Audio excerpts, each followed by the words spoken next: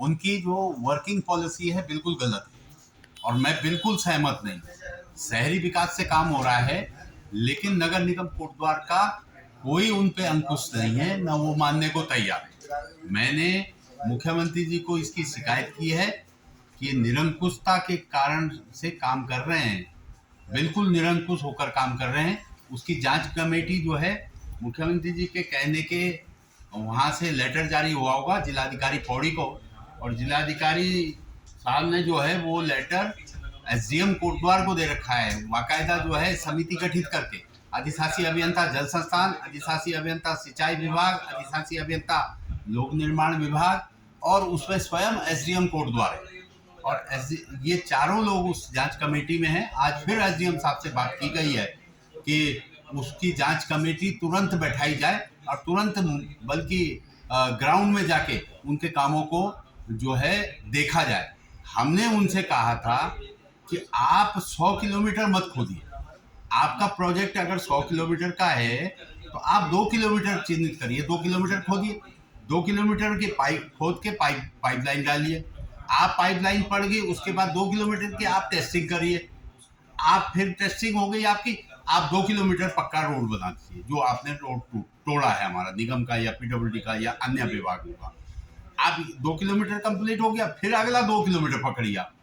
उससे क्या होगा कि आम पब्लिक को राहत मिलेगी, परेशानी को रास्ता गुजरना नहीं पड़ेगा। विकास चाहिए, ऐसा नहीं है। हमारा उद्देश्य ये नहीं है कि पाइपलाइन ना पड़े, हमारा उद्देश्य ये नहीं है कि निर्माण कार्य ना हो। विकास तो होना चाहिए, लेकिन आपकी जो वर्किंग पॉलिसी है वो फेल है।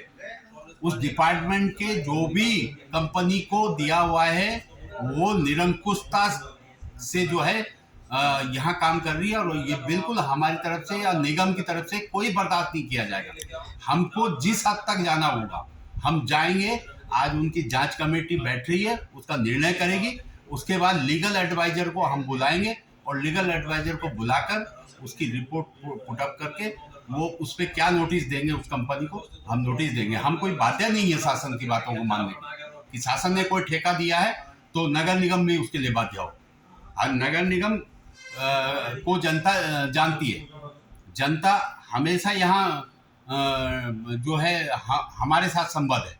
इसलिए हम चाहते हैं कि जनता का पहले ध्यान रखा जाए, विकास के काम को भी जो है त्वरित गति दी जाए, लेकिन जनता का भी विशेष ध्यान देकर उनकी समस्या का समाधान भी हमारा काम, विशेष नैतिक जिम्मेदारी है।